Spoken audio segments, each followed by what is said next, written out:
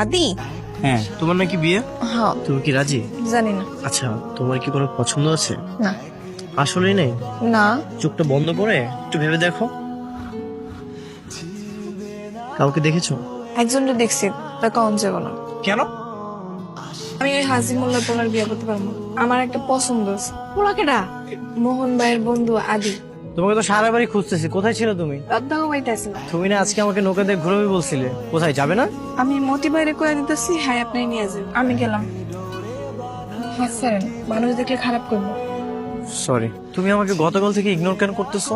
মানে? মানে হলো তুমি আমার থেকে দূরে দূরে আছো কেন? আমি কি কোনো অন্যায় করেছি?